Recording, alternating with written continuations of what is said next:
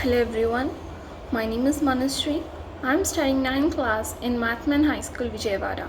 Today I am here to tell today's Hindu editorial analysis on 17 June 2021. The two topics that were given in our today's paper were closure compensation, and terrorizing dissent. Today we'll discuss the first topic, which is closure compensation. Okay, so let's just have a small look of the second topic, terrorizing dissent. HC bail orders are an indictment of attempt to portray Delhi protests as terrorist acts. Means the bails that were ordered to attempt the Delhi's terrorist acts, okay, means which were according to the terrorisms and which were according to the bill terrorism, total of the criminalities topic. Okay, so let's get into our today's topic, closure compensation. So closure compensation, legal steps must go hand in hand with diplomacy to avoid Enrica Lexi repeat. Means they should be, means we should not even either legal or non-legal, means illegal, we have to go in a legal way to do any work. So we have to take the legal steps which must be go in the hand to hand in to avoid the Enrica Lexi repeat. Means it's a topic which we are going to discuss now. 9 years after, two Italian marines shot dead two fishermen of the Kerala caused under the belief that they were pirates, the criminal proceedings against them are said to be formally closed.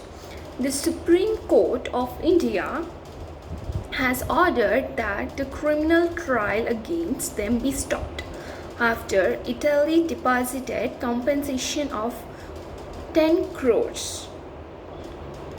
Okay, see, means after 9 years, okay, 9 years after, they saw that two Italian marines means beaches, marine fishes are marine beaches, we know, right? So the two Italian marines has been shot dead. Those were two fishermen which were from Kerala, okay, and who under the Kerala coast and under the beliefs of their pirates, and the criminal proceedings were against them and they were closed. So the Supreme Court of India, they had ordered about the criminal trials against should be stopped, and after Italy also has deposited the compensation of 10 crores. Okay, they have deposited 10 crores. Next, the Permanent Court of Arbitration, a tribunal under the United Nations Convention on the Law of the Sea, had last year ruled that even though India and Italy had concurrent jurisdiction to try the case, the marine Salvatore Giron and Massimiliano Latore enjoyed immunity from Indian jurisdiction as they were acting on behalf of a state. Okay, means here they are saying that the people were affected, right? So the Permanent Court of the arbitration, they have gave under the United Nations Convention on this law of seas that they had last year ruled India and Italy, and they also had a concurrent, means a common jurisdiction. So the marines like Salvatore Gironi and Massimiliano Latore, so they enjoyed the immunity from Indian jurisdiction and acting on the behalf of the state.